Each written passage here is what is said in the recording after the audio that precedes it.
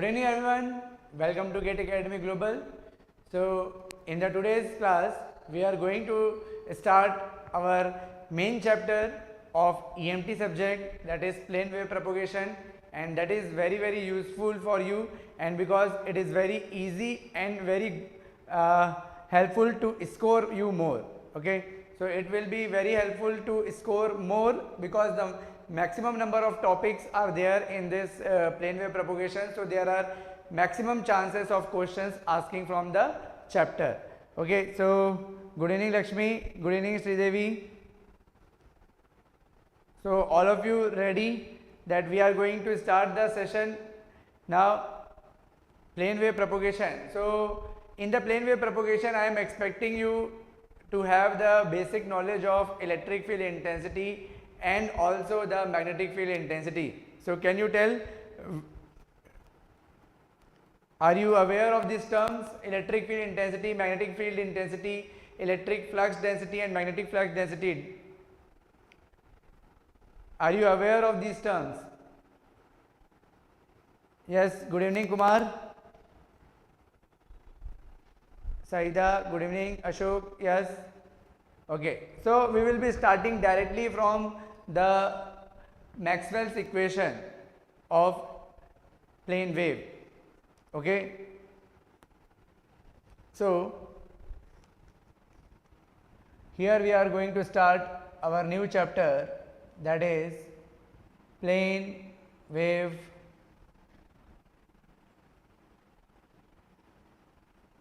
propagation.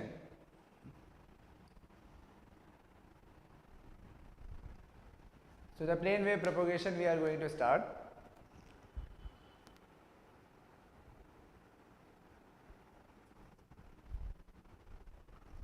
So we will be starting from the Maxwell equation, as I told you.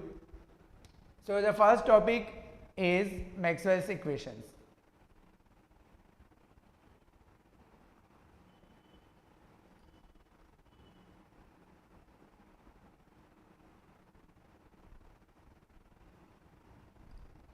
Maxwell's equations. So how many Maxwell equations do you know? How many Maxwell equations are there? Do you know about any Maxwell equation?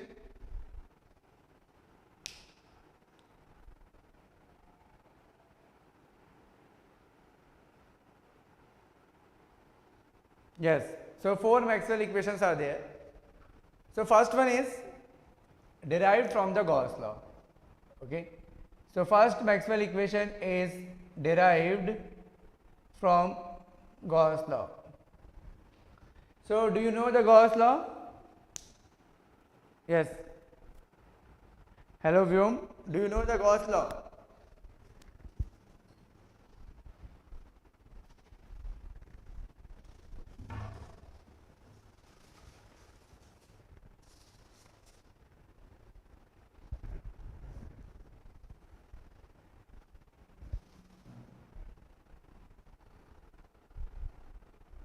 Yes.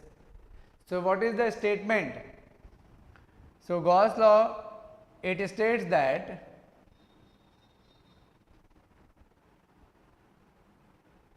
total flux passing through any closed surface, total flux passing through any closed surface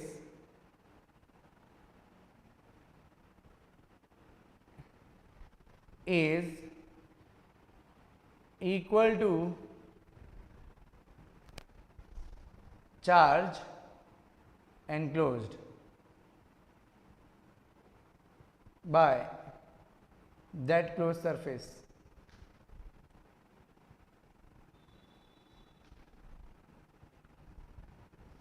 So this is the statement of Gauss law. Gauss law says that total flux passing through the closed surface, total flux passing through any closed surface is equal to charge enclosed by that closed surface. So what is the flux? How do you define the flux? How do you define the flux? Can anybody tell how do you define the flux? Vyom, you are from electrical. Please tell how many marks will EMT contain in GATE as per your experience. So according to me, Vyom Suryavanshi, you will be having maximum of 4 marks of subject EMT. Maximum marks I am telling 4 marks. They will not ask you more than 4 marks in the subject EMT. Okay, Vyom? Is it okay? Yes, Kumar?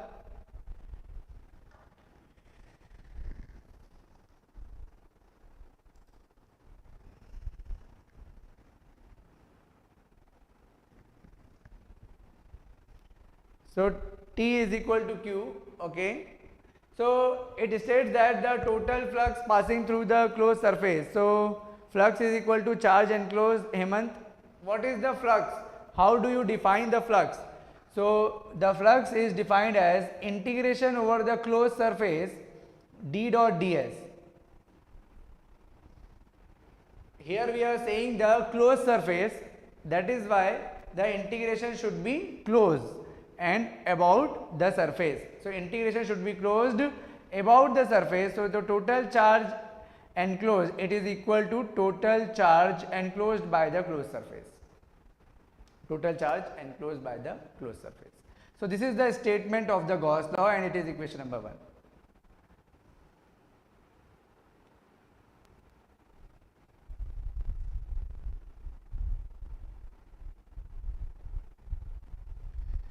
Vyoma, it is very much uncertain that the last year they asked about 5 to 6 marks. There was 4 questions from the EMT in the electrical, 2 questions from the 2 marks and 2 questions from 1 marks. So in that case they asked 6 marks. So it is not the case every year. So don't worry about the number of questions they will ask this year. The number of marks will be around 4 to 5. If you want to prepare more, then you can have the 5 marks you can expect, but actually they will not ask more than 4 to 5. That is very much, that is actually maximum marks that you can have from the subject EMT. So don't bother about the marks, and whatever I have taught in the GATE Academy main channel for the electrical students in the crash course, that is itself sufficient. And if you are watching the GATE Academy global crash course in the afternoon time, then I will be discussing each and every point there also. So you can follow any one crash course. You can follow the 31 lectures playlist that is there in the GATE Academy main channel, but that is in Hindi. So in that I have already derived each equation which is important as per electrical students and instrumentation students. So don't bother about the marks. So you will be having only 4 to 5 marks in your exam. So don't take tension about the subject.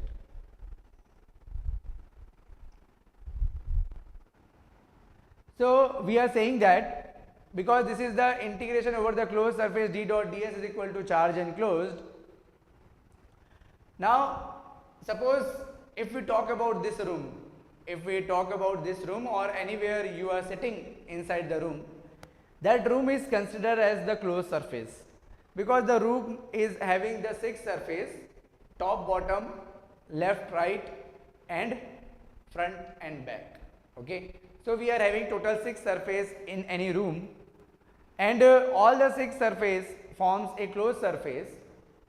And according to the statement of the Gauss law, we are saying that the total flux passing through closed surface, that means the flux passing through this room forms a closed loop, and we are talking about the flux passing through the closed surface, that means we are talking about the flux passing through this room. And we are saying that the number of charges inside the room is equal to the total flux passing through the room, isn't it?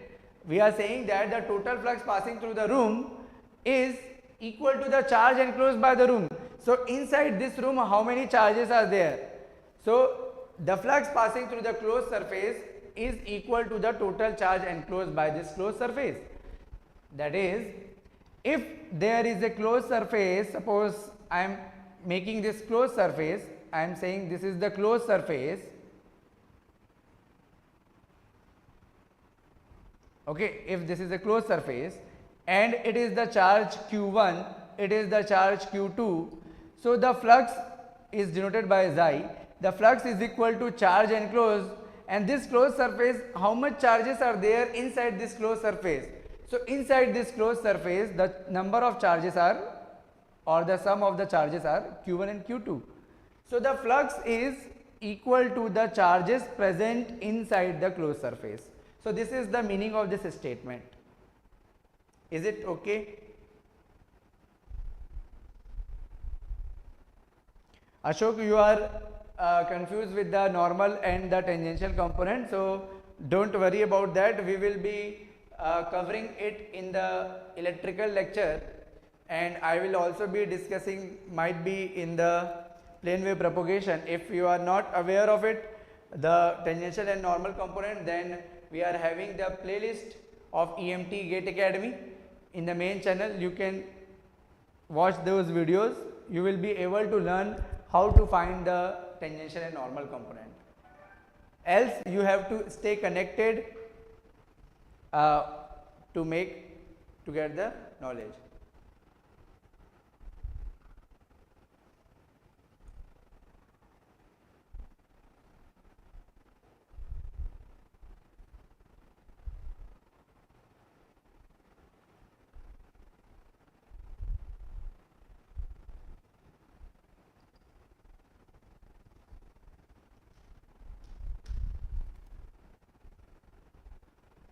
Okay, so up to this point I think it is clear to you.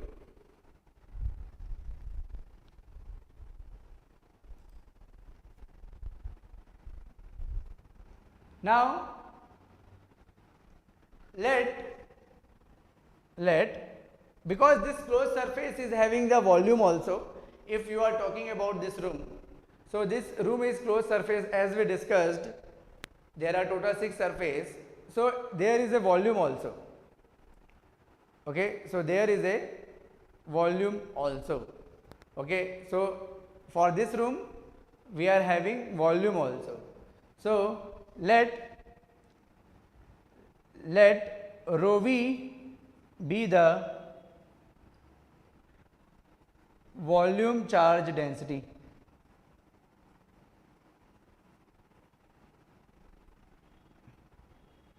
Let rho v be the volume charge density.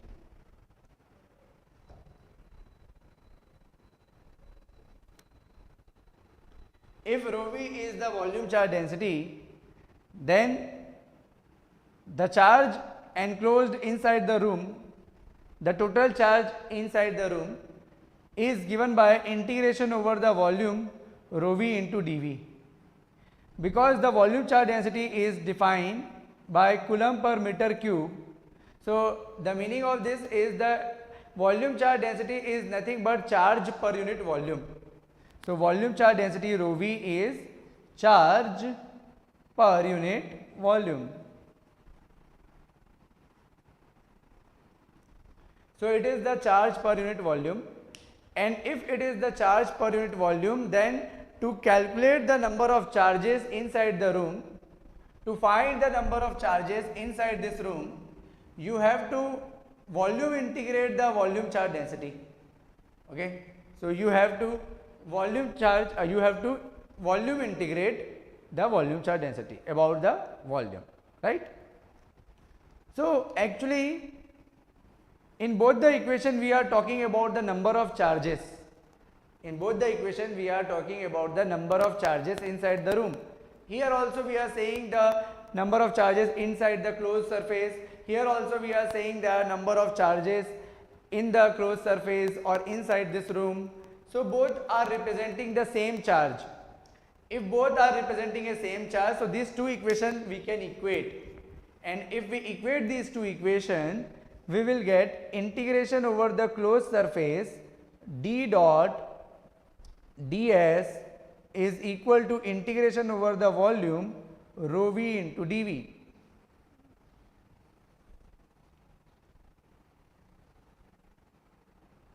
Rho v into dv. So this is known as the Maxwell's first equation.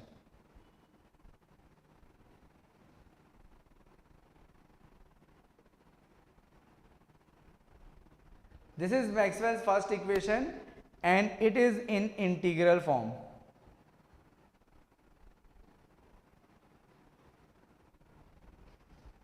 It is in integral form. Now, do you know the divergence theorem? So, what is the divergence theorem? So, according to the divergence theorem gives you the relation between closed surface integration and volume integration. So, it is integration over the closed surface of any vector d dot ds is equal to integration over the volume divergence of d into dv. This is the relation. This is the divergence theorem. Okay. So, if we apply this divergence theorem into this equation, what you will get? So, if we apply this divergence theorem, we will get the left hand side will be converted into the volume integration of divergence of d dv is equal to volume integration of rho v into dv. If we compare these two, both the side, if we compare, we can write divergence of d is equal to rho v. Divergence of d is equal to rho v. And this is nothing but the Maxwell's first equation. Again, it is the first equation in differential form. It is again the Maxwell's first equation in differential form or point form.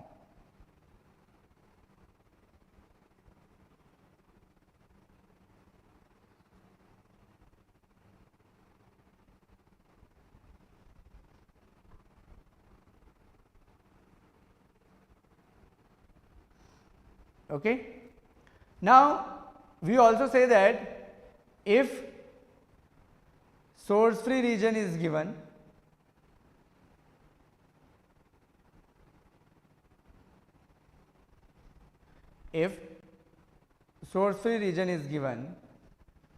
rho v is equal to 0. For a source free region, the rho v is 0, and if rho v is 0, then the divergence of d is also 0. This divergence of d is also 0.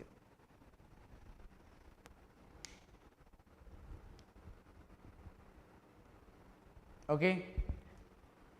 So, this is the Maxwell's first equation.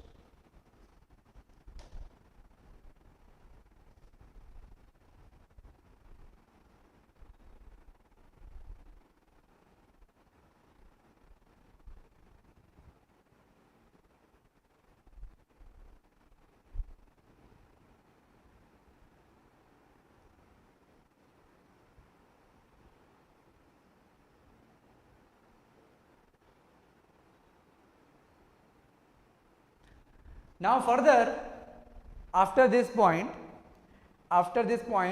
if d is the electric flux density,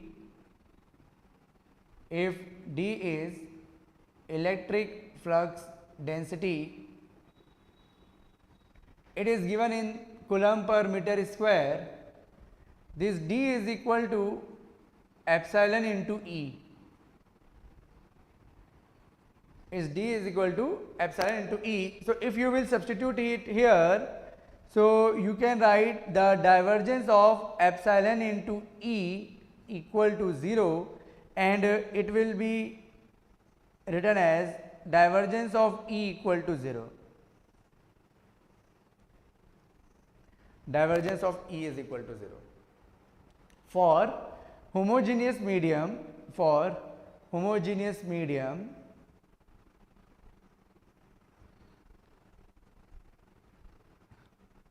epsilon is independent of distance.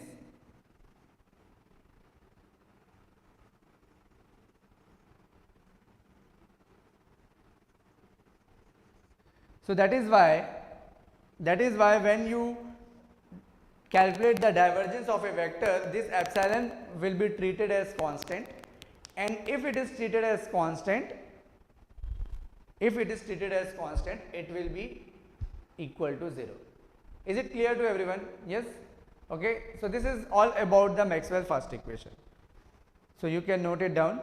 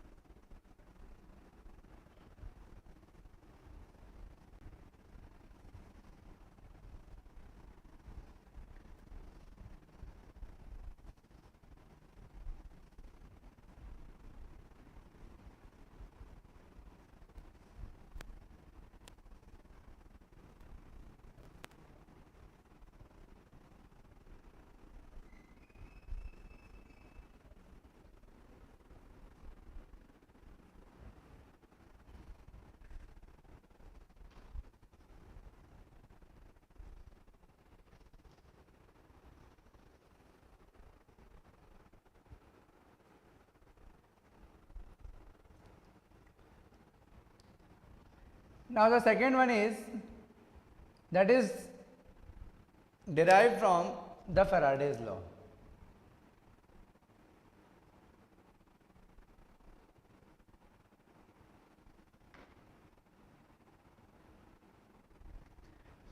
It is derived from the Faraday's law.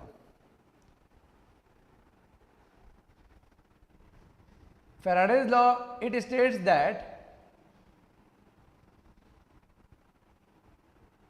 induced EMF is equal to time rate of change of magnetic flux linkage. Time rate of change of magnetic flux linkage.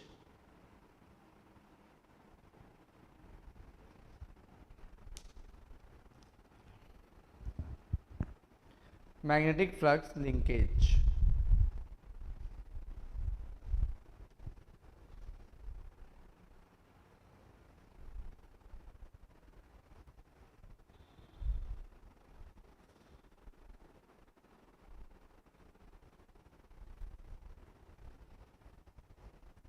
So according to the statement, it is the induced EMF VEMF is equal to minus of del upon del T of lambda, where lambda is flux linkage, which is given by number of turns into flux, and the number of turns is independent of time obviously, and because it is the physical dimension, it does not depend on time, and this flux is given by integration over the surface B dot ds. So why the minus sign is placed? Why we have taken the negative sign? So the important point about the Faraday's law is, when there is a static magnetic field, when there is a static current, there will be no induced EMF. But when the current is time varying function, when the current is a function of time, then the magnetic field will also become function of time, because the magnetic field is directly proportional to current. According to the Biot-Savart's law, the Biot-Savart's law says that magnetic field is directly proportional to the current flowing through the conductor. So if the current is function of time, then the magnetic field will also become function of time. And when the magnetic field is function of time, that means the magnetic field is time varying, which is the case of plane wave. In the plane wave, fields are time varying. So that is why we are discussing about the time varying function, time varying fields. So here we are saying that if the static current is flowing through the conductor, there will be no induced EMF when there is static current. So if this is the conductor and if the 5 ampere current is flowing through this, so there will be no induced EMF. But if the current flowing through the conductor is become function of time, then the magnetic field will also become function of time, and that time varying magnetic field generates a magnetic flux or induced EMF. And because of the time varying magnetic field, induced EMF will be present in the closed circuit.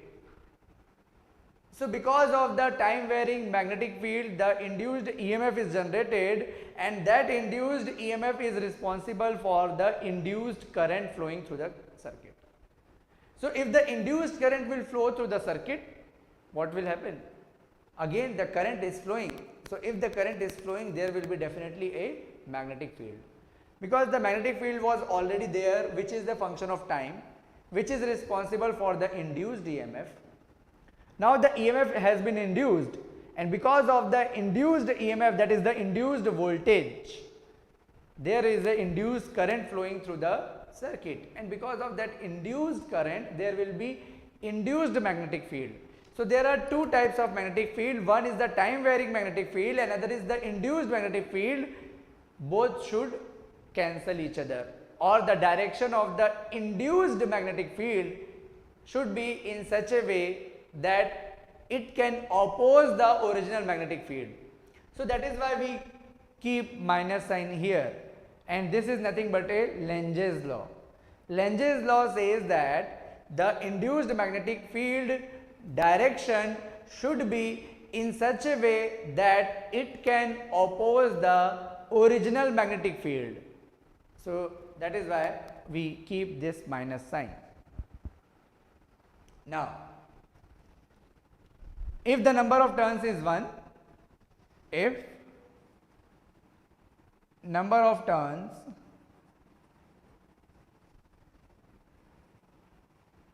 is 1, n will become 1, and the induced EMF will be minus del upon del t integration over the surface and B dot ds.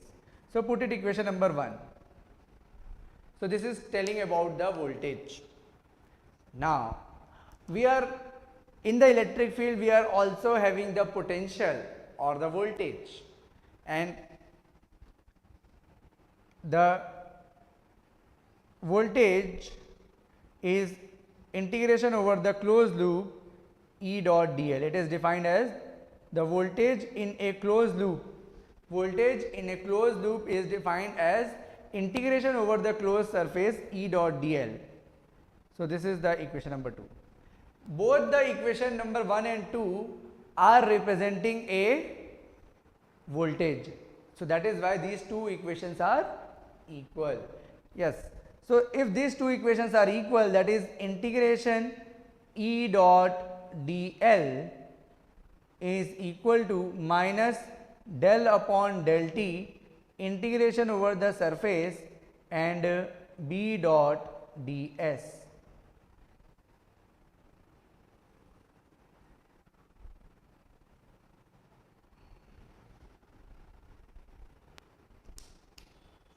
Okay. Now this is the Maxwell's second equation. This is known as Maxwell's second equation, and it is in integral form. It is in integral form. So I think it is clear to everyone.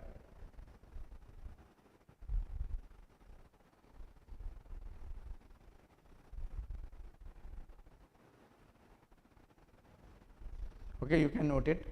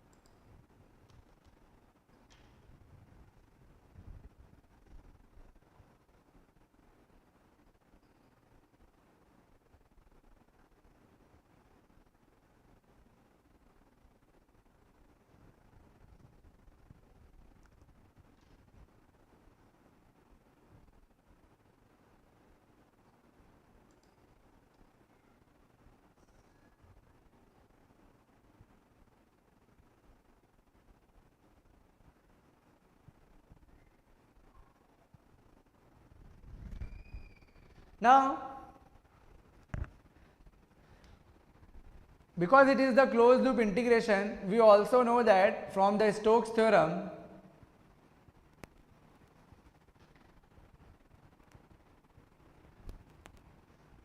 integration over the closed loop A dot dl, integration over the closed loop A dot dl is equal to integration over the surface curl of vector A dot ds, curl of vector A dot ds. So, if we will apply this Stokes theorem in that equation, what we will get?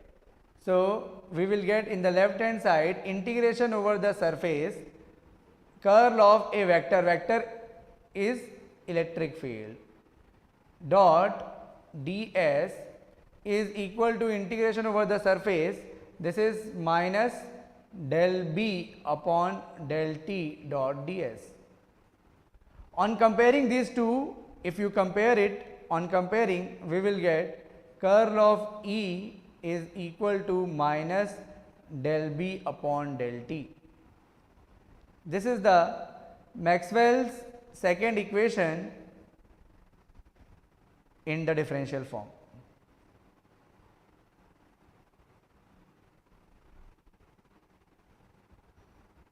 Or the point form.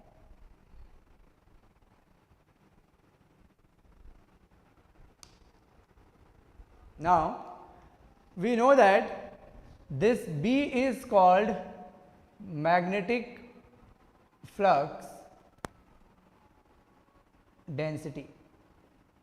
It is a magnetic flux density and its unit is Weber per meter square or Tesla.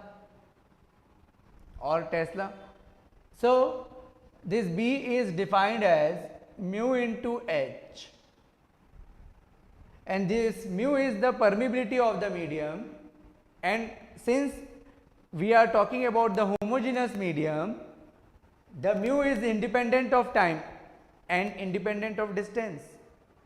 Okay, so it will not change with the time and the distance. So that is why this mu is constant here, and if the mu is constant, then we can write this curl of E equal to minus del upon del T, it is mu into H, and it can be written as minus of mu del H upon del T, and this del upon del T in terms of harmonic is written as j omega. If you take the Laplace in the signal, del upon del T is s is equal to j omega. So similarly, del upon del T in terms of harmonics is j omega. So instead of writing del upon del T, we can write the j omega also. So the curl of E is equal to minus j omega mu into H, minus j omega mu into H.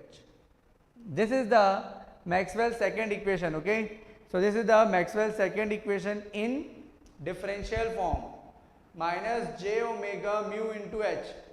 This form we will be using while deriving the plane wave equation. We will be using this Maxwell equation. Okay, this form of the Maxwell equation. So I think it is clear to everyone. Okay.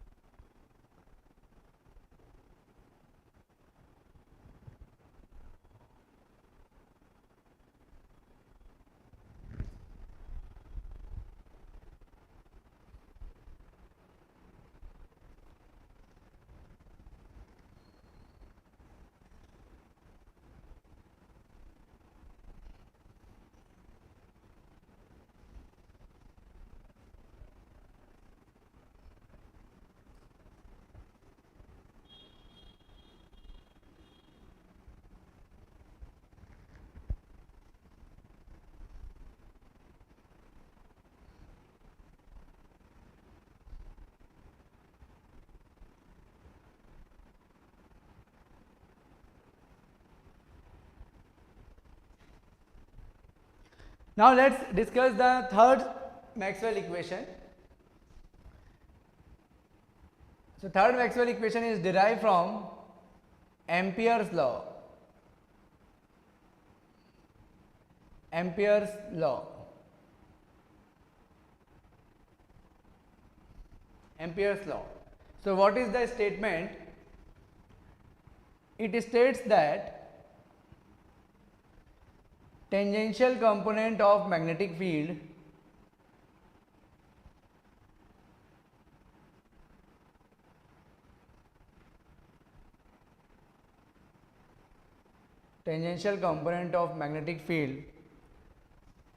around a closed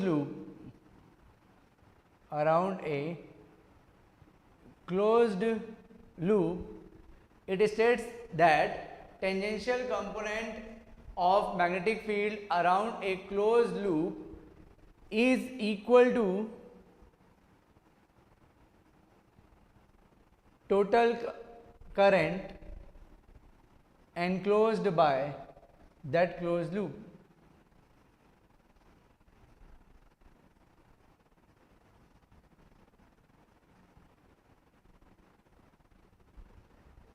Total current enclosed by that closed loop.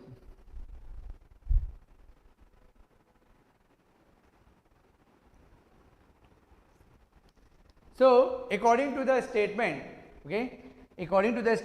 integration over the closed loop, because it is talking about the closed loop, so that's why we will integrate around the closed loop, and the magnetic field H dot dl, because we are taking the integration about the loop, so that's why we have to use the differential length and the magnetic field, and we have to select the magnetic field tangential component, and it is equal to the current enclosed. So this is equation number 1 again. Now suppose this is the conductor, and in the conductor if the current flowing is I, so if this conductor is having the current I, how can you decide the current, how much current is flowing through this?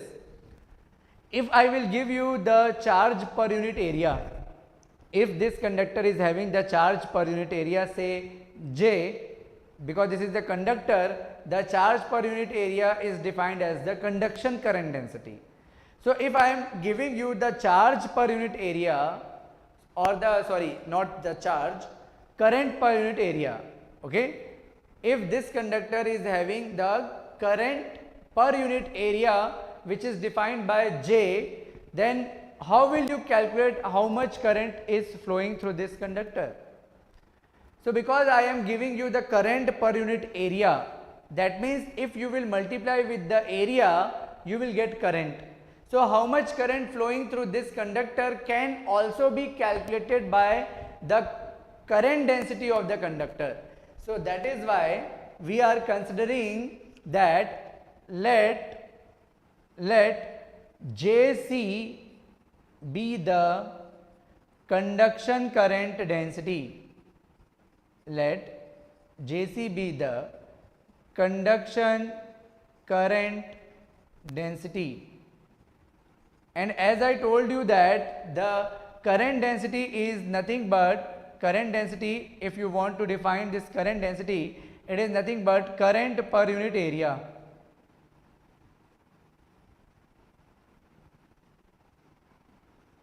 That is, its unit is ampere per meter square.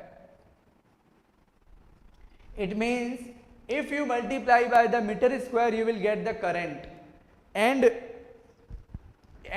the cross section area of the conductor is, say, we can calculate this area by the conduction current density dot product with ds. If we integrate it over the surface, you will get the current. This is the current per unit area, dot product with ds, differential surface is having the unit meter square, so it is equal to the current. So again, what you are looking is both the equations are giving you current ultimately. We are saying that if this is the conductor, the current flowing through the conductor is I, then it will generate some magnetic field. Whenever the current will flow through the conductor, it will generate a magnetic field around it. So it is generating a magnetic field around it in this way.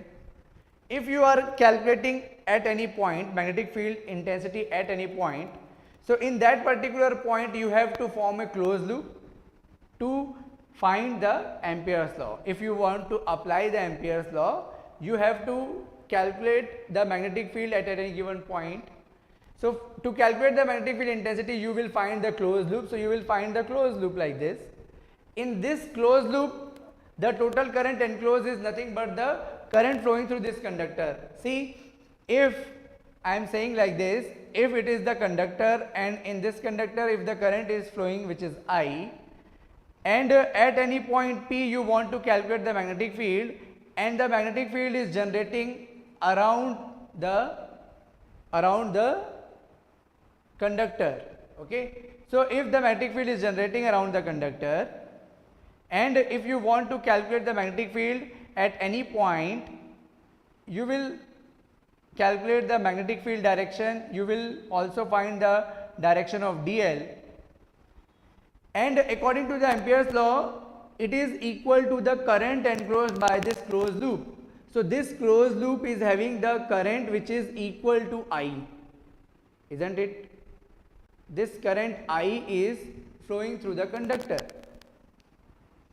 Okay, so this is the conductor and you are making a closed loop, and inside this closed loop there is only one conductor in which the current is flowing which is equal to I.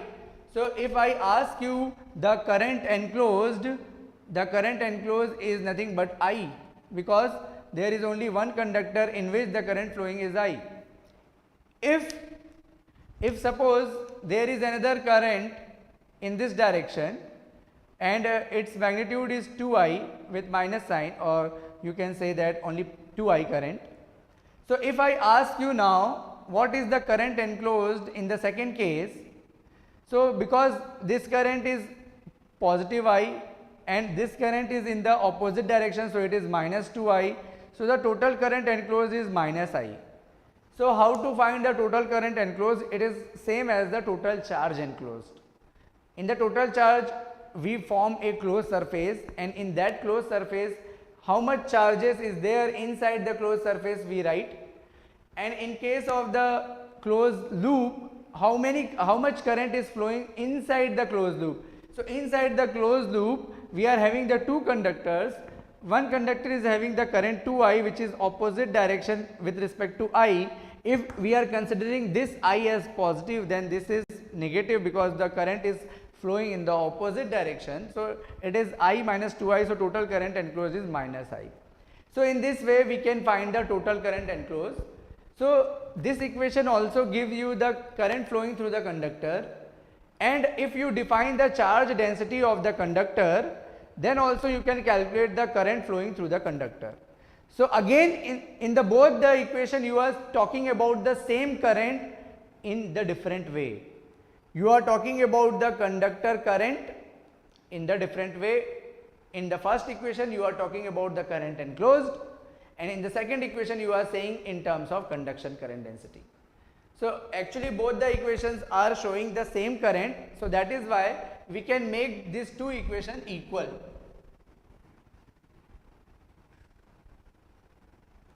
We can make these two equations equal, and it is integration over the closed loop H dot dl is equal to integration over the surface J dot ds.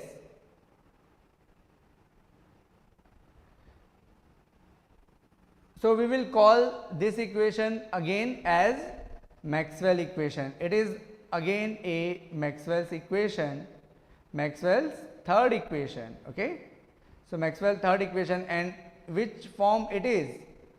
In which form it is? So it is integral form. Again it is a integral form because you can see that both the sides we are having the integration.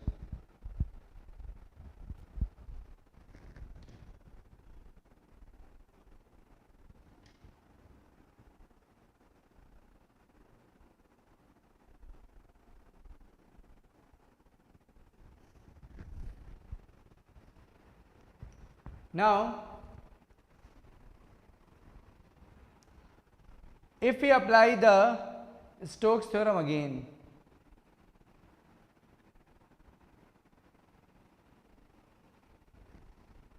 integration over the closed loop A dot dl, A is any vector, is equal to integration over the surface curl of vector A dot ds. So if we will apply this equation to this Maxwell third equation, we will get integration over the surface curl of H dot ds equal to integration over the surface J dot ds. If we compare, we will get curl of H equal to Jc. In fact, it is a Jc because we are saying that this is the conduction current density. Okay, this is the conduction current density, that is why we are representing it by Jc. Okay, and again it is the differential form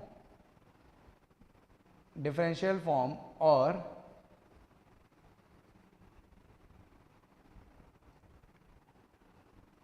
point form. And remember that this Maxwell equation is for static field. This is for static field. Now what are the changes we have to make for the time varying field? So for time varying field,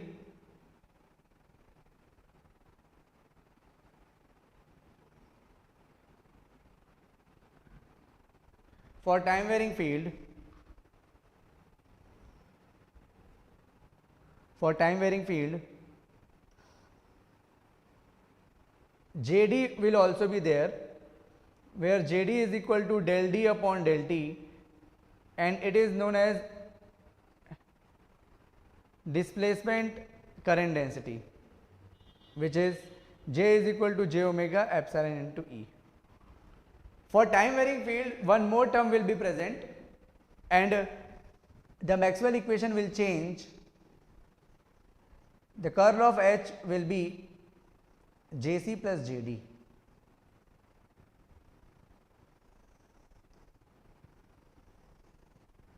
This is for time varying field. Now I told you that this is for time varying field, and this Jd is called displacement current density. This Jd is called displacement current density.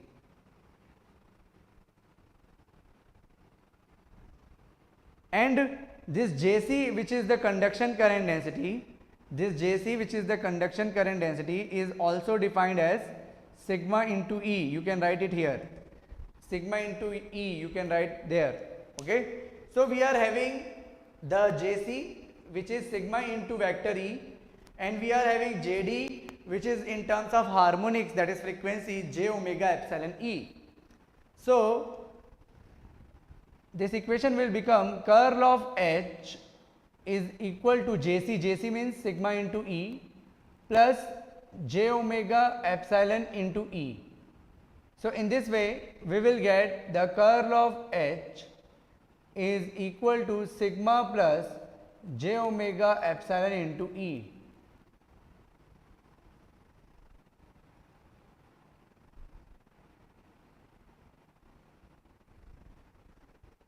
So this is the Maxwell equation that we will be using. Okay, this is the Maxwell equation which we will be using in derivation of the plane wave equation.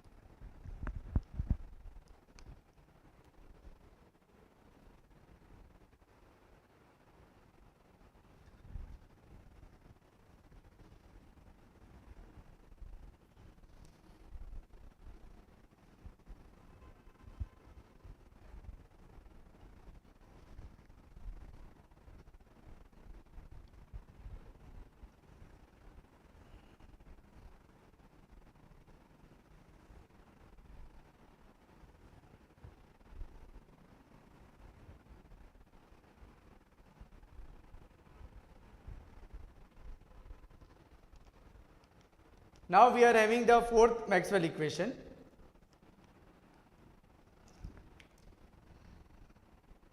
Fourth Maxwell equation says that this is sometimes known as Gauss law for magnetostatic. Okay, Gauss law for magnetostatic.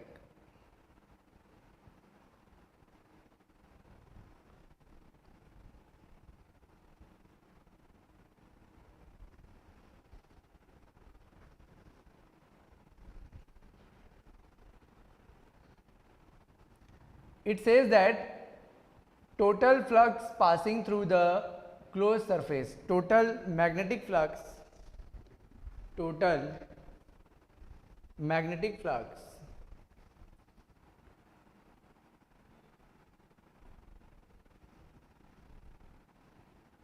passing through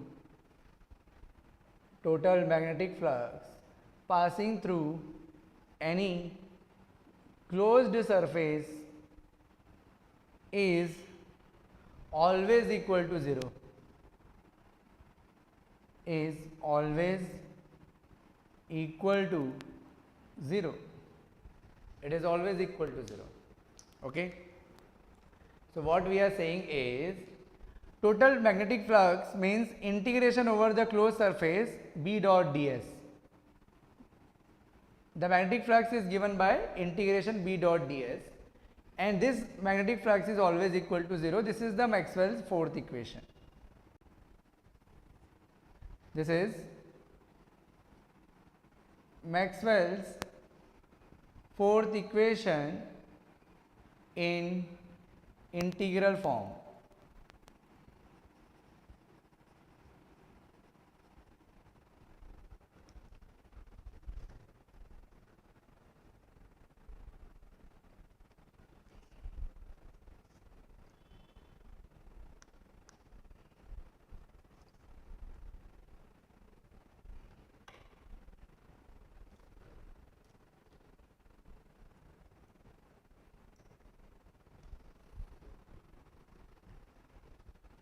Now, to write the differential form, again because this is the closed surface, we have to apply the divergence theorem. So, according to the divergence theorem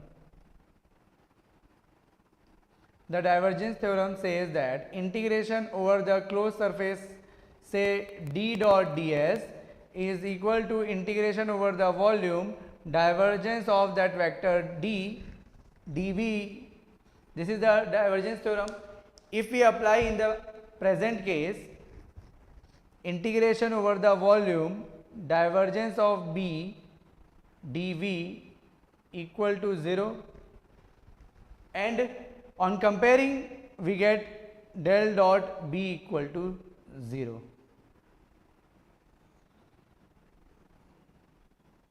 Del dot b equal to 0, and this is in the differential or point form.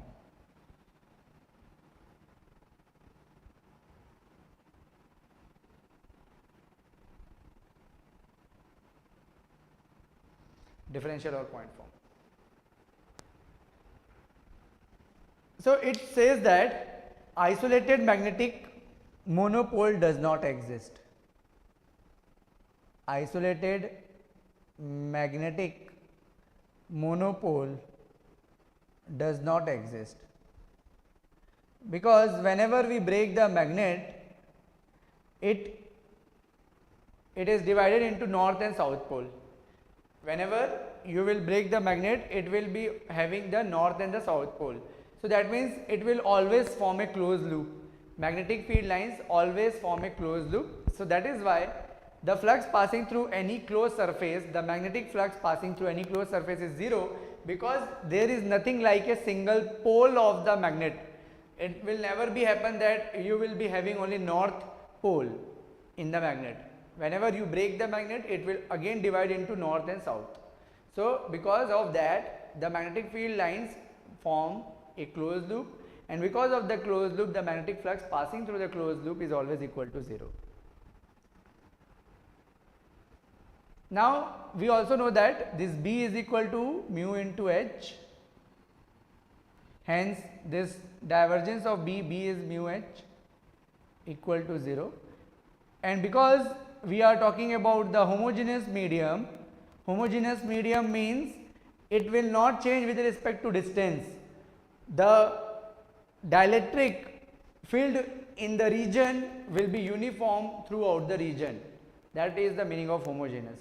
At every point of this material, the dielectric value will remain same. It will not change with the distance.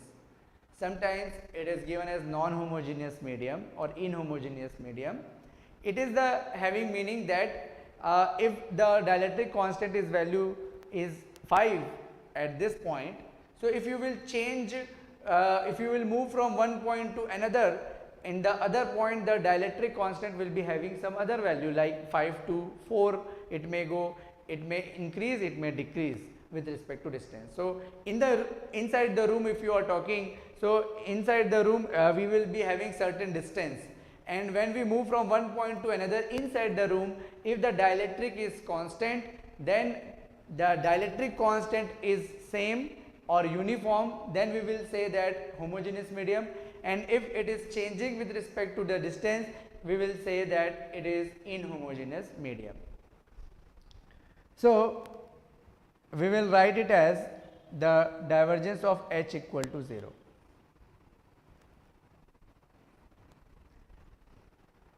So this is the fourth equation. So all the four equations we have derived, okay? All the four equations of Maxwell we have already derived now.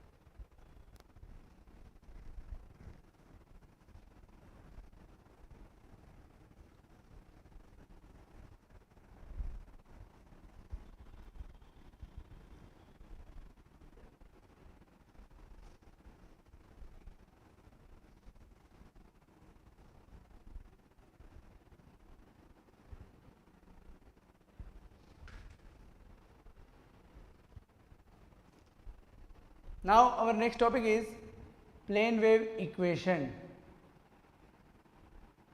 How to derive this plane wave equation? So for that you have to write the differential form of the Maxwell equation. So differential form of Maxwell equations are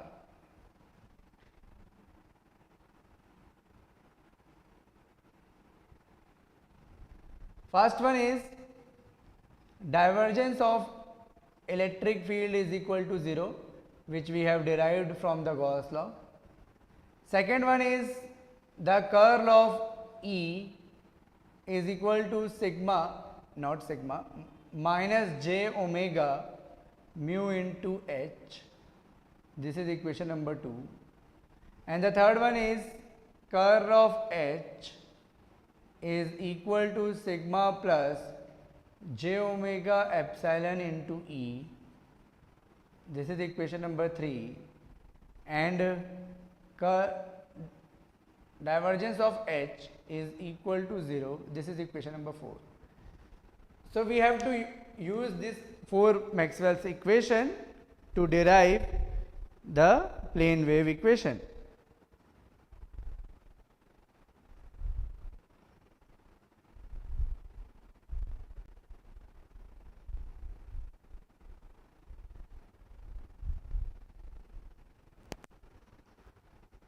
Now how to derive?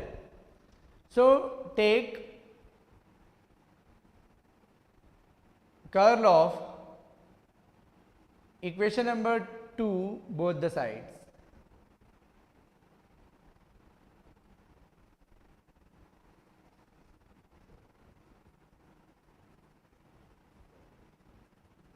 Take curl of equation 2 both the sides.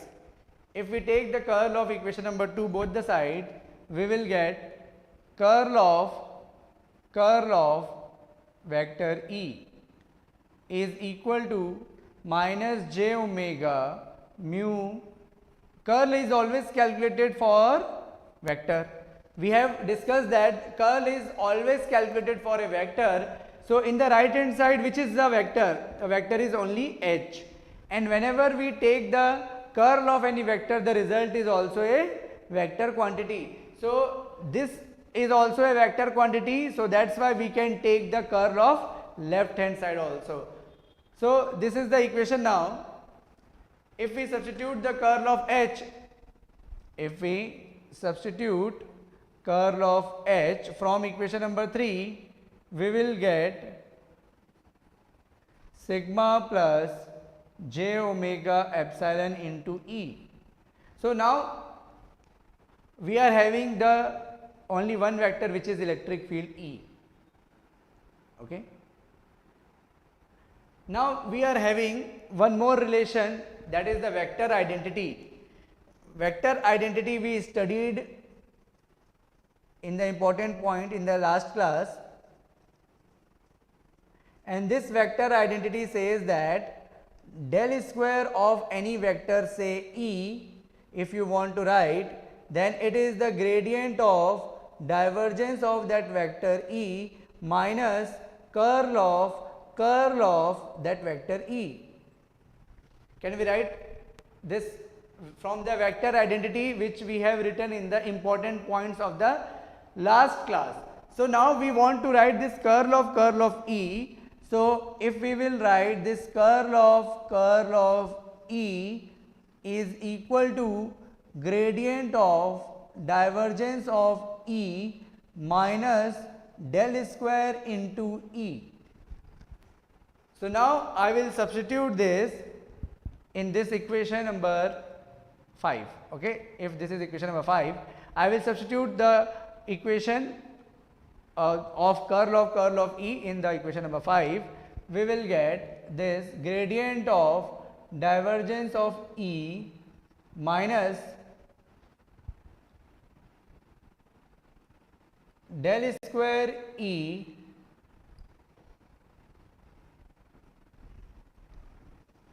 equal to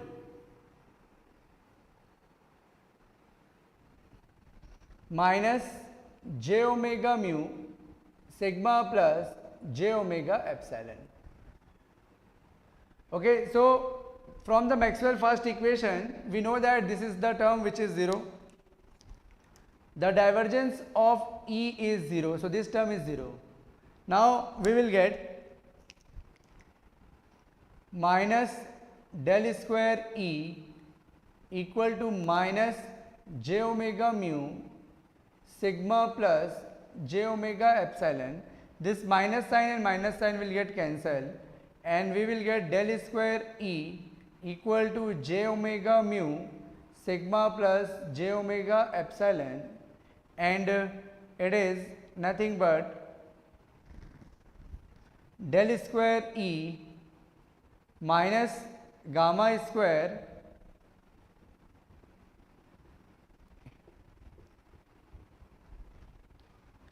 E equal to 0.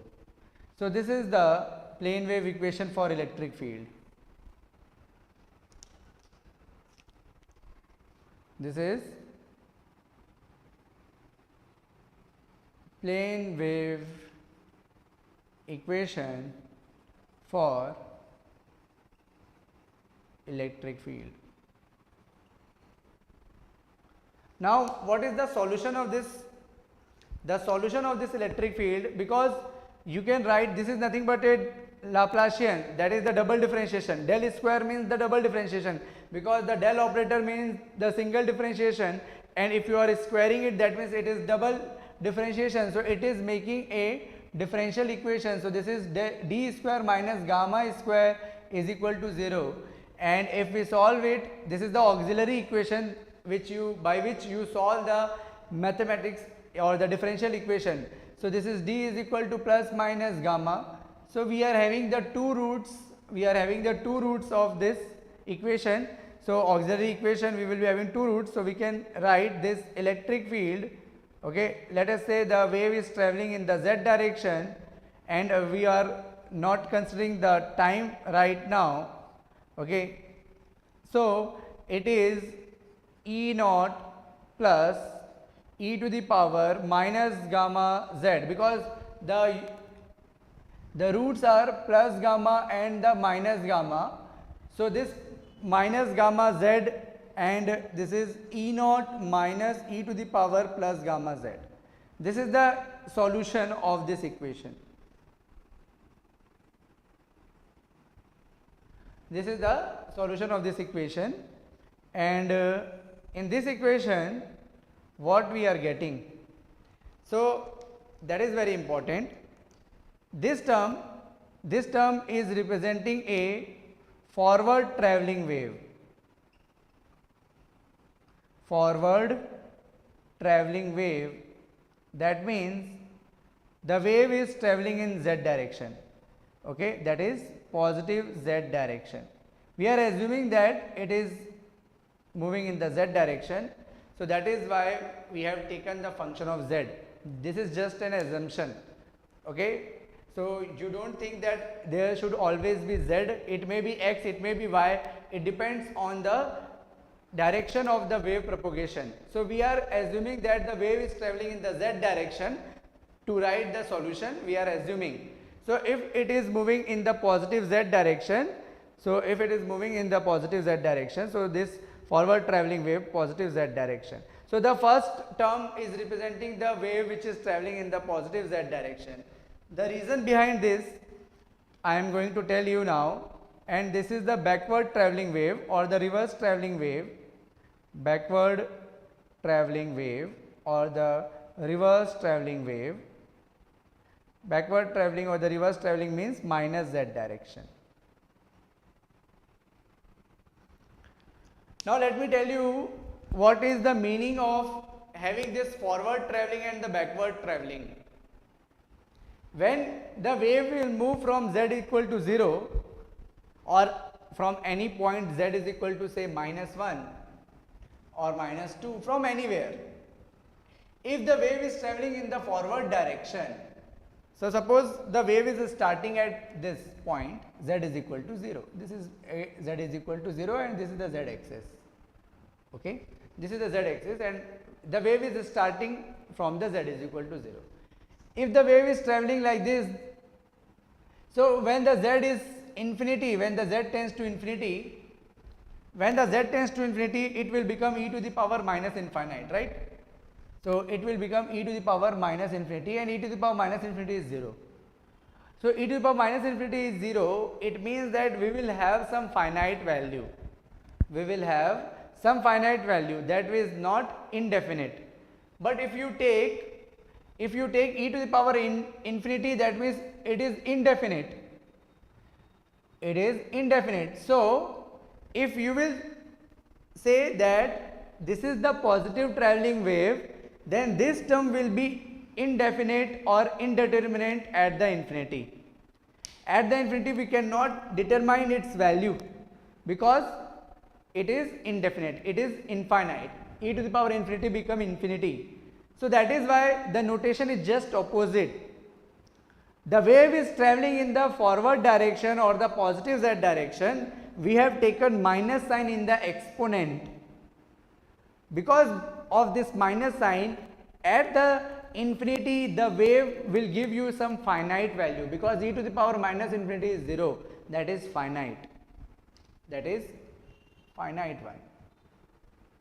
This is the finite value. So that is why we denote the first term as the forward traveling or the positive traveling wave, and the second term as the negative traveling wave. Positive traveling wave and negative traveling wave, forward traveling wave or the backward traveling wave. Okay. If the wave is traveling in this direction, like this, if the wave is traveling in this direction, here the z will be minus infinity, and when the z will be minus infinity, the first term will become infinite. So it will become infinite. So again it will not be the good representation, because at the infinity also we want to have some finite value of wave. So the second term will give you the correct value. E to the power minus infinity is finite, okay, it is 0, it is finite. So that is why it is the negative travelling wave and this is the forward travelling wave, okay. So in this way we define the wave for the electric field.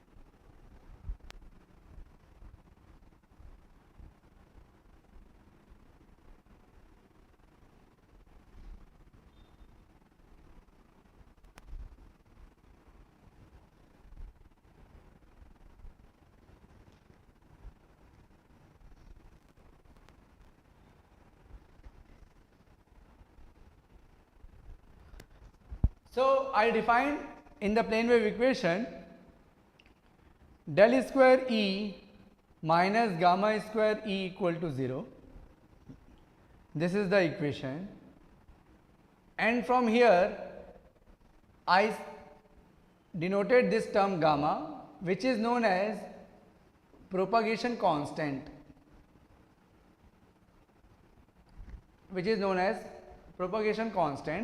and its unit is meter inverse, and this gamma is alpha plus j into beta, where this alpha is denoted as attenuation constant,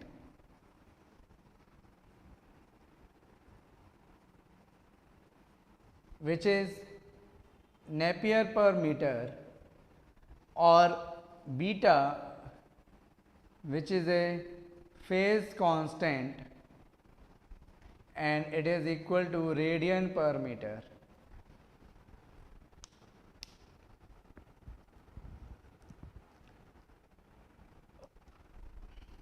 Attenuation constant give you the change in amplitude,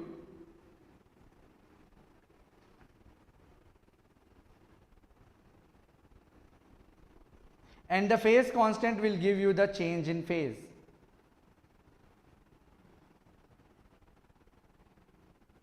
Per unit distance.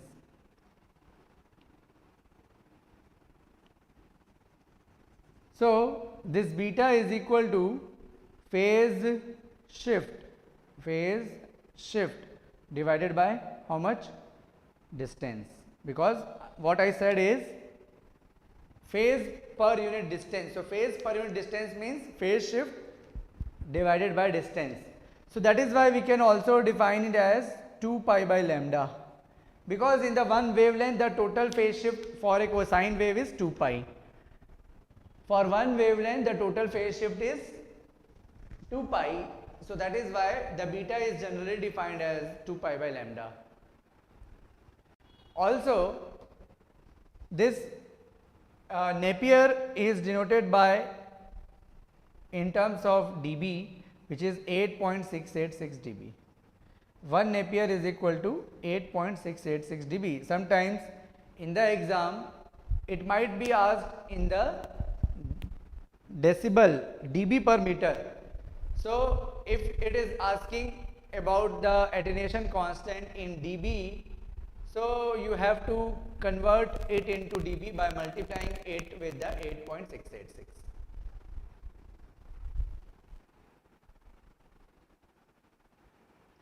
So as the wave travels in any medium, the amplitude may reduce because of the losses present in the medium. when you move from the one point to another, that means if the wave travels from one point to another, there may be a loss in amplitude, that is attenuation. So attenuation in amplitude of the wave is known as is defined by the or is calculated by the attenuation constant. So what is the meaning of this attenuation constant? As the wave travels in the medium, the change in amplitude is defined by the attenuation constant. Okay, so how much it is changing? It is defined by alpha, and when it is changing from one point to another, the change in the phase is defined by the phase constant beta.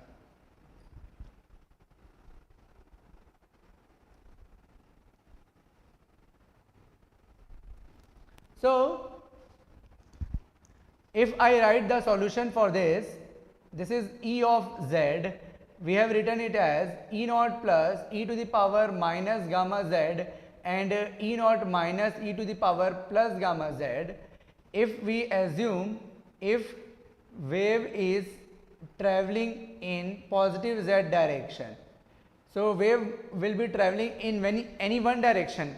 If the source will generate some wave, so it will travel in any one direction. It cannot move in both the direction. At a time it will go to the positive direction or it will go to the negative direction. So at a time we have to consider only one direction. So if wave is traveling in positive z direction, so E of z we can write as E naught e to the power minus gamma z. Now here there is no need of this plus and minus sign, because the plus and minus sign we denoted here to represent in the form of the positive travelling and the negative travelling wave, because this is the generalized form. Now we are now discussing about only the positive travelling wave. Okay, now we are only focusing on the wave which is travelling in any one direction, in that too positive z direction. So if it is positive z direction, E naught e to the power minus gamma z we can represent. And now this is one representation of a wave. The another representation of a wave can be E naught e to the power minus gamma is represented by alpha plus j beta into z. So it can be represented by E naught e to the power minus alpha z e to the power minus j beta z. So this is another representation of a wave. So wave can be represented in these two forms. Generally in the exam you will find this type of equation. Now as you can see that this is the term which is associated with the amplitude, because the electric field is having the peak value at z is equal to 0. This E naught is the peak value of electric field. Now E naught is peak value of electric field.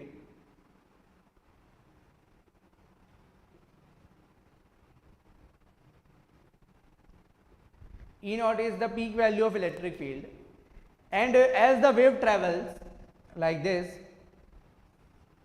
this is z and this is electric field as a function of z. At z is equal to 0 you will get E naught, and as the wave travels it will be decreasing by the factor e to the power minus alpha z. So it will be continuously decreasing, because as the z increases this term will be less than 1. So E naught multiplied with this term will be exponentially decaying function. So it is giving you the amplitude change. And now this is the phase term. Whenever the j is associated with the exponential, okay, whenever the j is associated in the exponent, if you will write e to the power j of something, so that is the representing a angle, that is representing a angle. Okay, so this is another representation.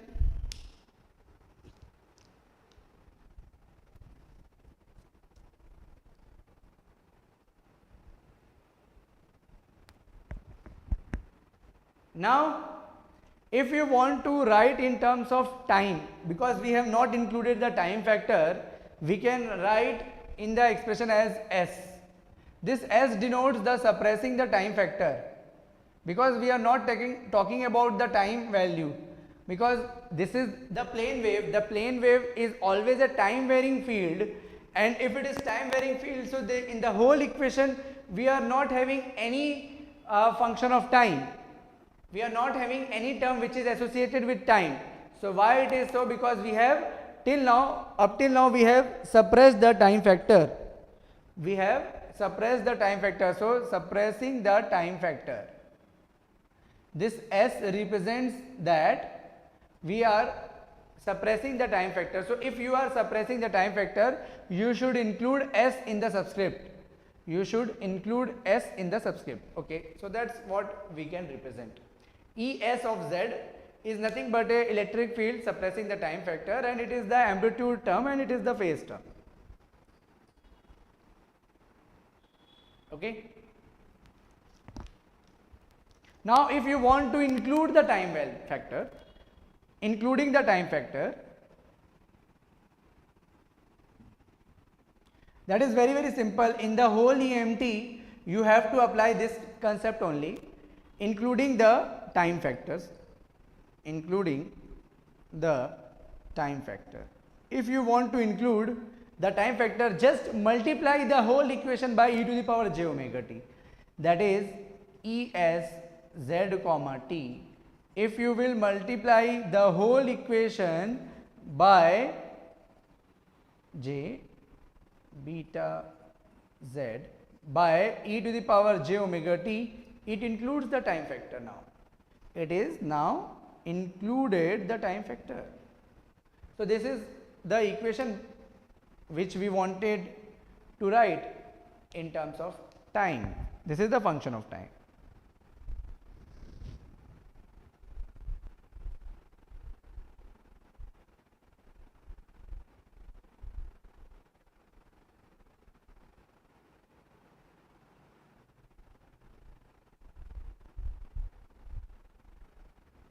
There is another equation which we see in the equation. Okay, there is another representation which we generally see in the exam. You will find this type of equation in the exam, which is written in this form. E z comma t will be, generally you will find this type of expression, real part of this term only.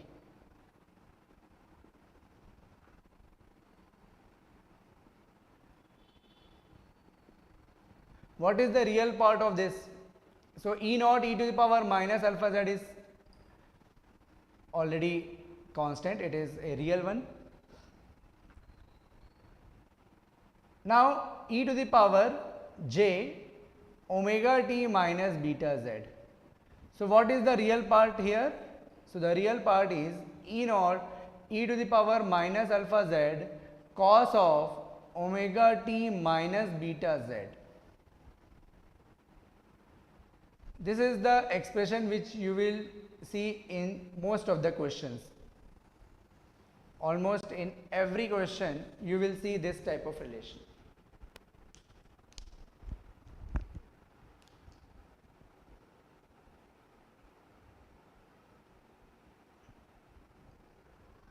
Now we have not even written the direction of the electric field. So if you want to write the direction of electric field, you have to represent in the form of a vector, and in the form of a vector this will become E naught e to the power minus alpha z and cos of omega t minus beta z, and you have to include the unit vector as well. So this particular term will give you the direction of electric field in a plane wave.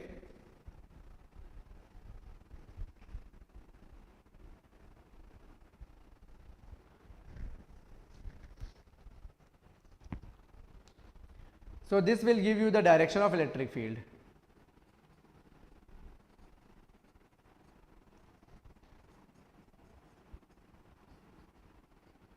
This will give you the direction of propagation. The Z is nothing but direction of propagation. direction of wave propagation. Okay, this will give you the peak value. This will also give you the direction of propagation. So these are the different terms which we can directly write from the given expression. If any expression of the plane wave of electric field is given, you can directly compare and you can write these 3 or 4 values. If there is a minus sign, it is telling you about the positive travelling wave. Again, this minus sign represents the positive travelling wave.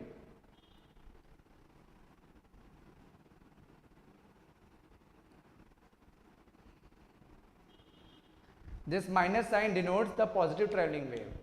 And the variable associated with this term, this term is Z.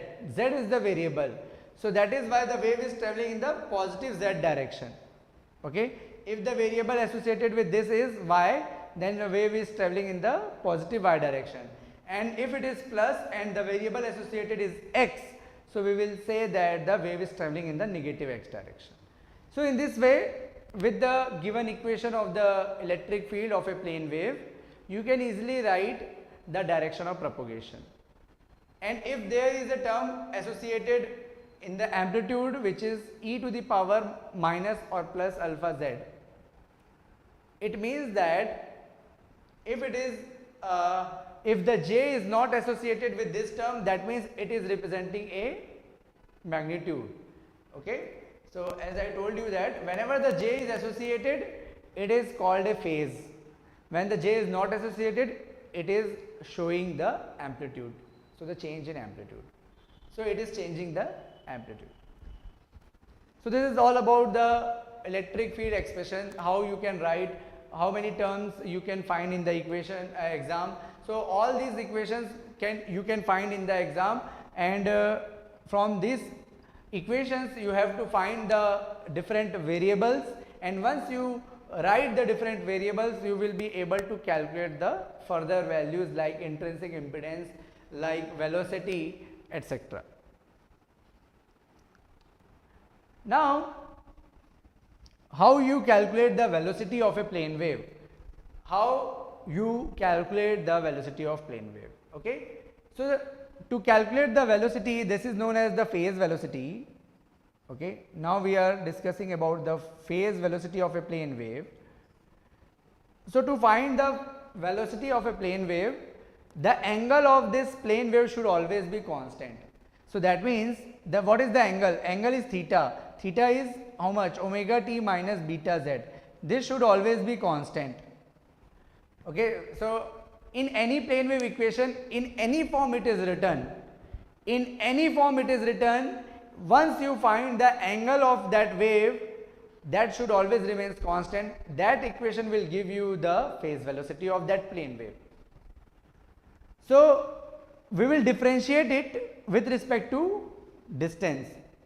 So when we will differentiate it with respect to distance, with respect to time.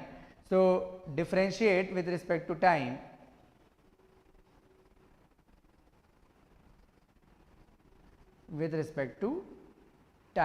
Okay, differentiate with respect to time. So when we differentiate it, we will get d omega by dt.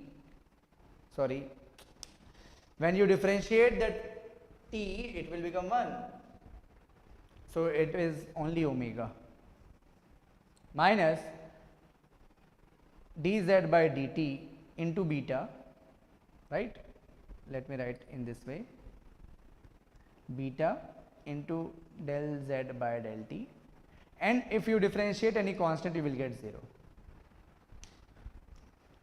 So del z upon del t, what it gives?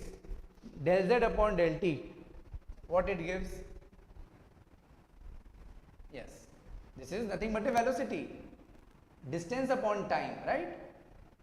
Distance upon time will give you the velocity. So this omega minus beta into Vp, this phase velocity is denoted by Vp. So this Vp is equal to how much? Omega by beta. So this phase velocity for any plane wave is calculated by this.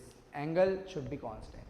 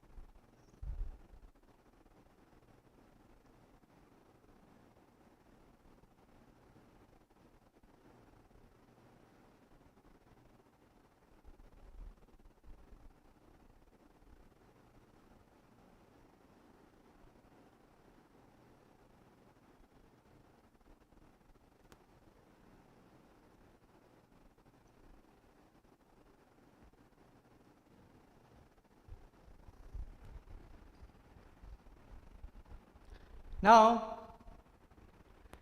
if you want to write the plane wave equation for magnetic field, so what is that? So we know that this divergence of E is 0, divergence of H is 0, divergence of E is minus j omega mu H, and divergence of H is sigma plus j omega epsilon E. If I take the curl of equation number 4, if I take the curl of this equation, that will become curl of H, it is equal to sigma plus j omega epsilon and curl of E. So this can be written as, again from the vector identity, it is gradient of divergence of H minus del square H equal to sigma plus j omega epsilon, curl of E is minus j omega mu H. So when you solve this divergence of H is 0, so this term will be 0, and this will be minus del square H is equal to minus sigma plus j omega epsilon into j omega mu into H. So finally this minus sign and minus sign will also get cancelled, and you will get the Maxwell, you will get the plane wave equation. This is del square H minus gamma square H equal to 0. So this is the Maxwell equation, this is the plane wave equation, this is the plane wave equation for magnetic field. So this is plane wave equation for magnetic field. So the only term which is different from the electric field plane wave equation is the term H. In the electric field it was E, in the magnetic field it is H. So how do you write the equation for the magnetic field? How will you write the equation of magnetic field? Equation of a plane wave for magnetic field. So it is h suppressing the time factor function of z equal to h naught plus e to the power minus gamma z and h naught minus e to the power plus gamma z. So this is the solution of the plane wave equation for magnetic field. And if you want to include the time factor and the positive travelling wave for positive z direction, okay, for positive z direction, h of z comma t, it is h naught e to the power minus gamma z, and again it can be written as e to the power minus alpha z and e to the power minus j beta z, okay. And if you want to if we have considered the time factor also, so you have to multiply with e to the power j omega t. And if you want to write in the cosine form, so that is h naught e to the power minus alpha z and cos of alpha omega t minus beta z, and a h cap if you want to write in the terms of vector.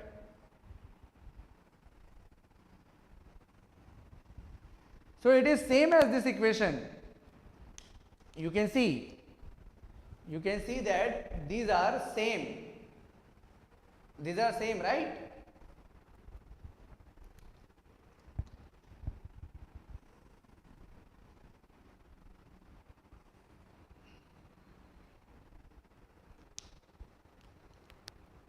So this is the magnetic field equation, this is the electric field equation, this red one. This is the main expression which you should know about what are the different terms it is representing. This term is telling, this equation is telling what are the different expression, okay.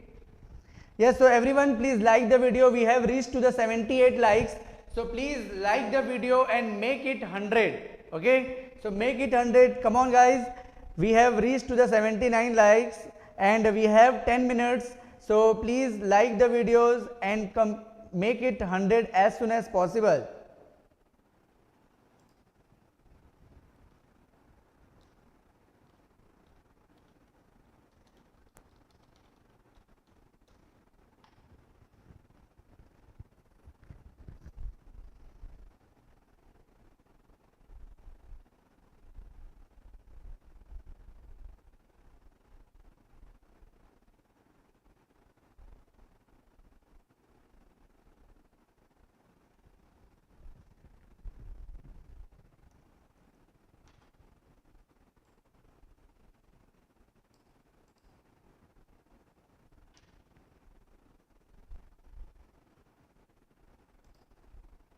Yes, 82 likes, come on, 82 likes. Yesterday we had made it possible, so why not today? Why not today?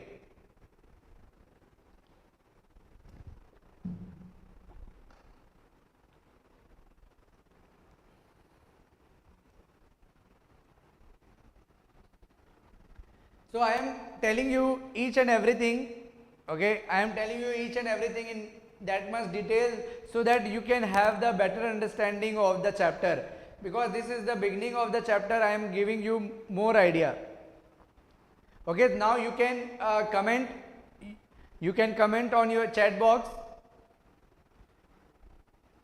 okay. Now you can comment on the chat box, okay. So it was disabled because I was discussing something.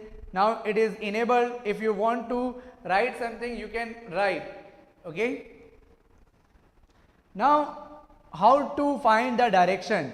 So how to find the direction of propagation? The direction of propagation is always a cross product of the direction of electric field and magnetic field. In the plane wave,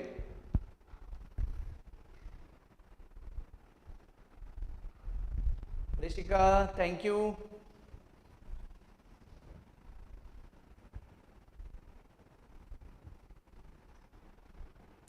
So in the plane wave, always remember that the direction of propagation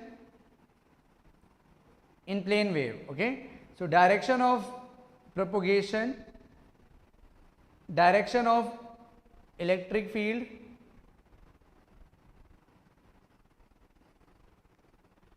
and direction of magnetic field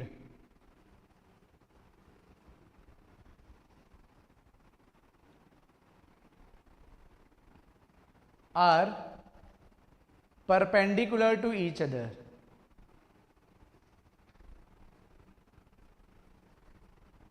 Okay, so that is why it is known as transverse electromagnetic mode or electromagnetic wave. Transverse electromagnetic wave. Transverse electromagnetic. Transverse electromagnetic means, transverse means the perpendicular direction. So the electromagnetic, that means the electric field and magnetic field both are perpendicular to the direction of propagation. Transverse, the word associated here is always related to the direction of propagation. Okay, so it is always related to the direction of propagation. So the transverse means if the wave is traveling in the z direction, and after that we have written electro and magnetic, that means we are talking about the electric field and the magnetic field. So both electric field and magnetic field are transverse to the direction of propagation. That means electric field and the magnetic field both are perpendicular to the direction of propagation, but both cannot be in the same direction. The electric field and magnetic field cannot be in the same direction. So all the three vectors are perpendicular to each other. So this type of wave is called the transverse electromagnetic wave. We will discuss in the wave guide the transverse electric only and transverse magnetic only. So as I told you that the transverse word is associated with the direction of propagation. So the direction of propagation, the electric field and magnetic field both are perpendicular to the direction of propagation.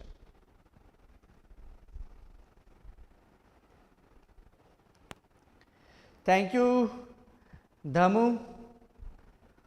I hope I have pronounced your name properly. If I could not, then sorry for it. Okay, so always remember that how to find the direction of propagation. So if you want to calculate the direction of electric field or direction of magnetic field, you have to use this relationship. So this is the relationship of unit vector. So this is electric field direction, this is magnetic field direction. If you take the cross product of electric field and magnetic field, you will get the direction of propagation. So if you want to write the electric field, suppose if you want to find the direction of electric field, and if you are having other two, see in the equation of electric field you will always be having the two terms with you or the two directions with you. So in the equation you can see that you have the direction of electric field, you are also having the direction of propagation. So in any plane wave equation you can definitely find the direction of two components. One is the direction of electric field or magnetic field, another is direction of propagation.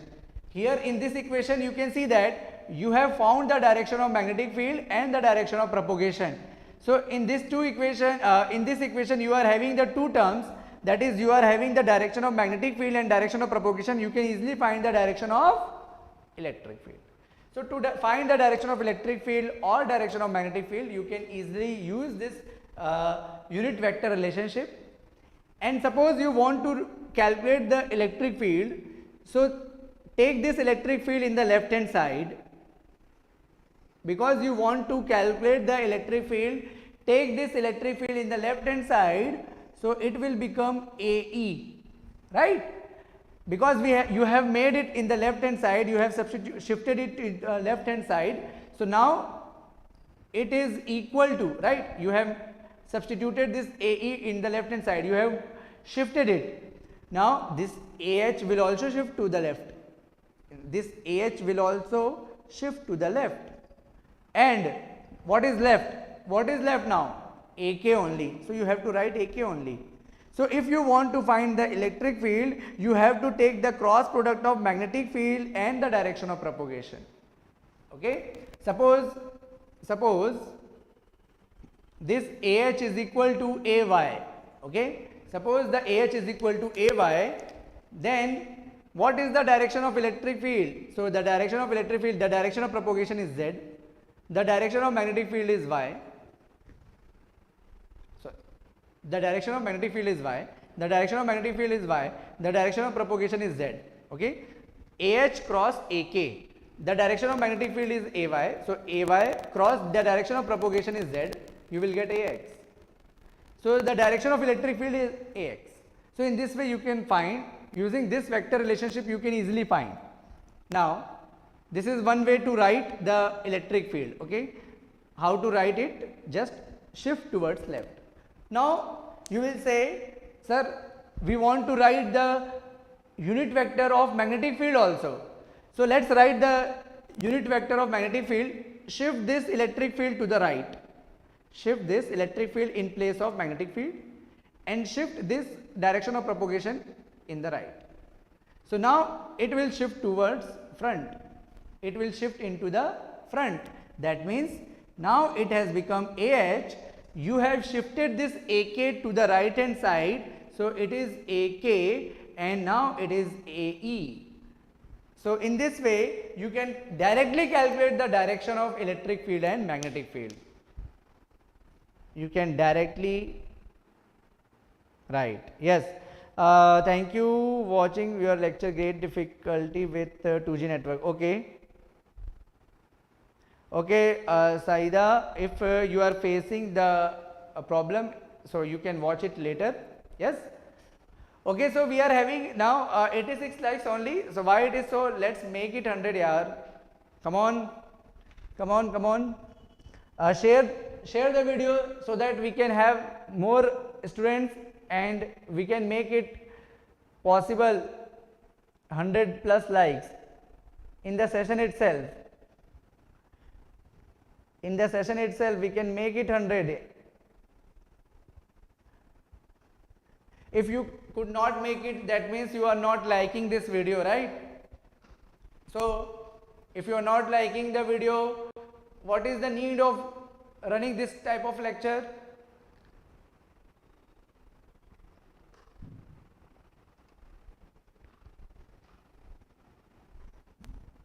Yes. So now we have made it 85. So now one like is even reduced.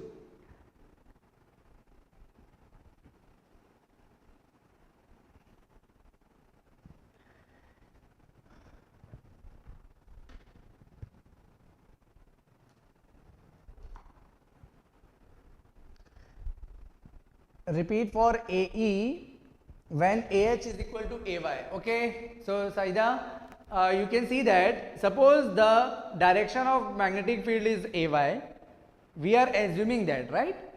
In this expression I am assuming that the direction of magnetic field is AY, and we have already assumed in the starting the wave is traveling in the Z direction. So how to write the electric field? So the equation of the electric field is, to find the direction of electric field is, it is nothing but the cross product of the direction of magnetic field and direction of propagation. So the direction of magnetic field is AY. So let's substitute AY here in place of AH. Let's write AY. The wave is traveling in the positive Z direction because there is a minus sign. If there is a minus sign, the wave is traveling in the positive Z direction, so we will write AZ. Now AY cross AZ is equal to AX. So this AX is the direction of electric field. So similarly you can write the direction of magnetic field. You can write the direction of magnetic field, and to write the direction of magnetic field you have to use the equation of electric field. In the equation of electric field you will get the direction of electric field and also the direction of propagation. The direction of electric field and direction of propagation. So the direction of propagation and direction of electric field, the cross product of these two will give you the direction of magnetic field. Is it clear? Is it clear?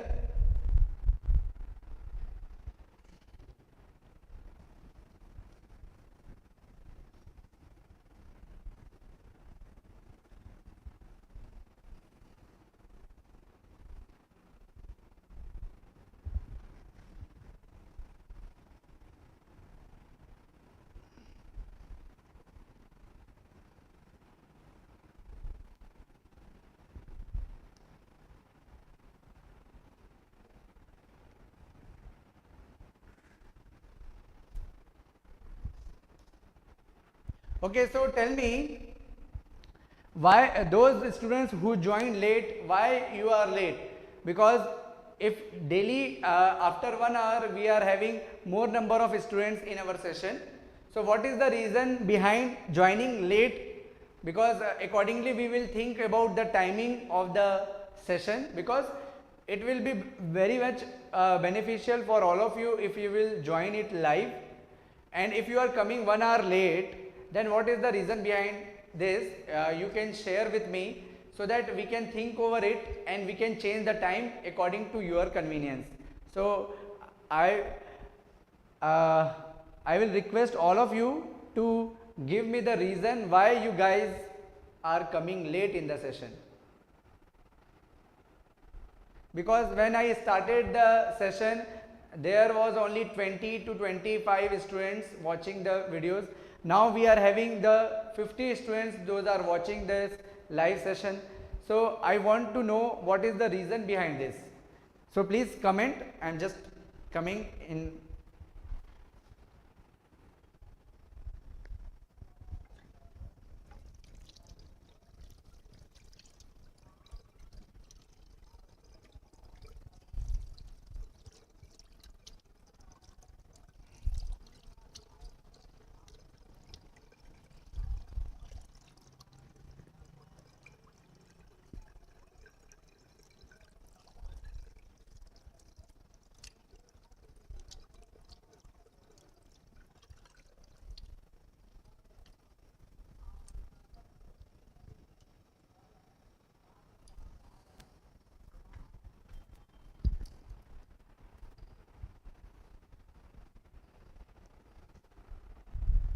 Yes, Rishika, there is no need to change the time. Hemant, 5 p.m. is better time, sir. No need to change. Okay. So you guys are saying no need to change, but what is the reason of coming late? Those students who came late, you guys can message, you guys can comment, so that we can know that what is the reason. Because you might be knowing now why you are coming late. Yes, Kumar, you were also there. Thanks for this lecture. Yes, I am waiting for the others to respond. Yes, you want to watch the crash course provided by me on Gate Academy channel. How can I find the questions discussed there? So Saida, you have to join the Telegram group. Okay, and in the Telegram group of the Gate Academy Global and also the Gate Academy crash course, Ankush, if you are listening, you can share the Telegram link of the Gate Academy Global crash course and also the Gate Academy Hindi crash course. So in that crash course group, you will find the PDF of all the booklets that we'll be discussing here.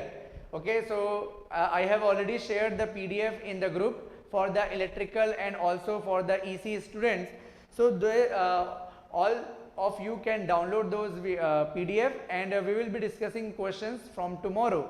So you can find that from the group.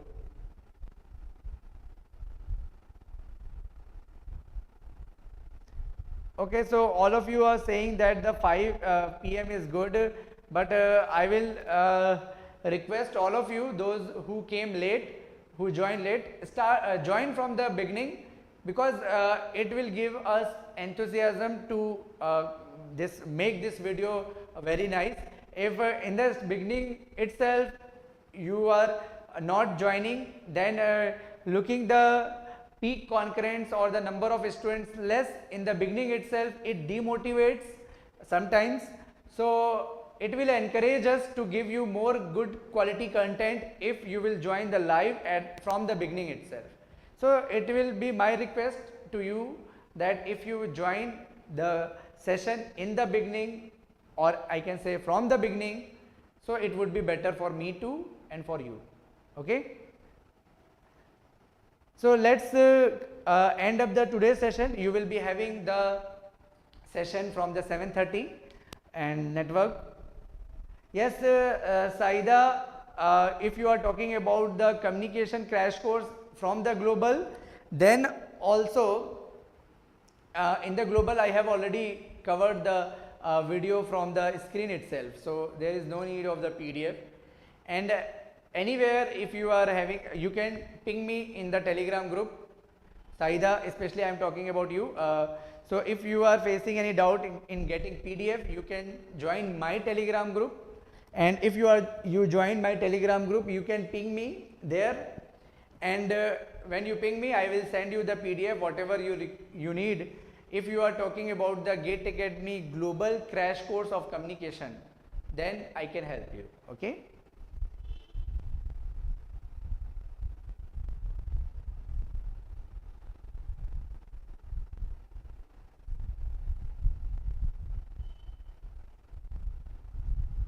Okay guys, so let's meet tomorrow at 5 p.m.